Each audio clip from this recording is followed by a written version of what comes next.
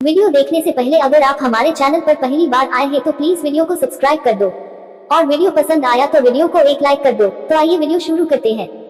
हाथी और दोस्त की तलाश। एक समय की बात है, एक जंगल में एक हाथी रहता था। हाथी अकेला था, उसका कोई दोस्त नहीं था। दोस्त ना होने के कारण हाथी हमेशा उदास रहता था और किसी से दोस्ती करना चाहता था। एक दिन हाथी अकेला ही जंगल में घूम रहा था तो उसे एक खरगोश दिखलाई दिया।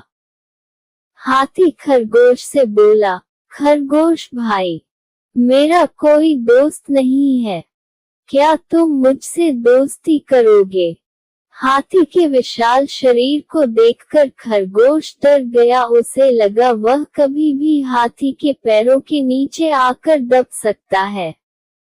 खरगोश डरकर बोला, हाथी भाई, आप इतने बड़े हो और मैं इतना छोटा सा जानवर, मेरा घर भी छोटा है, इसमें आप आ भी नहीं सकते, इसलिए हमारी दोस्ती नहीं हो सकती।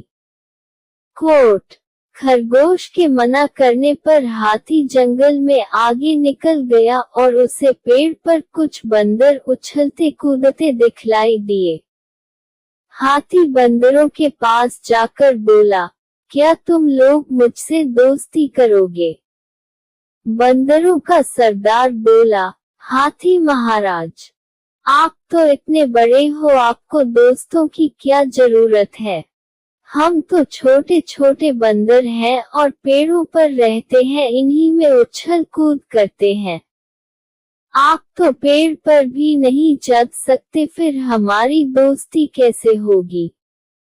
कोट। बंदरों के मना करने पर हाथी उदास होकर फिर आगे चल दिया। हाथी को रास्ते में कुछ पक्षी दिखलाई दिए। हाथी पक्षियों के मुखिया से बोला, क्या आप लोग मुझसे दोस्ती करोगे? हाथी को देखकर पक्षी डर गए और पक्षियों का मुखिया बोला, हाथी महाराज, हम तो आसमान में उड़ते हैं और आप जमीन पर चलते हो, आपकी और हमारी दोस्ती कैसे हो सकती है? इस प्रकार पक्षियों के द्वारा मना करने पर हाथी फिर उदास हो गया और आगे चल दिया।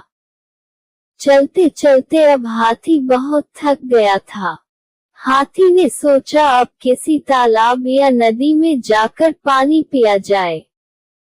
हाथी एक तालाब के पास पानी पीने लगा, तभी उसे पानी में कुछ मछलियां दिखलाई दी। हाथी मछली से बोला, मछली बहन, मेरा कोई दोस्त नहीं है, इस जंगल में मैं अकेला हूँ, क्या तुम मुझसे दोस्ती करोगी? कोट। मछली कुछ सोचते हुए बोली, हाथी भाई, आप तो जमीन पर चलने वाले प्राणी हो और मैं पानी में रहने वाली, अगर मैं पानी के बाहर आती हूँ तो मैं जिंदा नहीं रह सकती और आप पानी में ज्यादा देर नहीं रह सकते, तो हमारी दोस्ती नहीं हो सकती। कोट। इस प्रकार सभी जानवरों के द्वारा मना करने पर हाथी उदास होकर अपने घर चला गया। एक दिन हाथी ने देखा कि जंगल के सारे जानवर बहुत ज्यादा डरे हुए हैं और वह सब डरते हुए इधर उधर भाग रहे हैं। हाथी ने उनसे पूछा, आप सब जानवर इस तरह इधर उधर क्यों भाग रहे हो? तभी उनमें से एक खरगोश बोला, हाथी महाराज, इस जंगल में कहीं से एक शेर आ गया है और वह हम सबको मारकर खा जाएगा, इसी डर से हम सब इधर उधर भाग रहे हैं। कोट। जानवरों की बात सुनकर हाथी ने सभी को रोका और बोला, भाइयों, आपको डरने की कोई जरूरत नहीं है, मैं आपके साथ चलूंगा और उस शेर से बात करूंगा।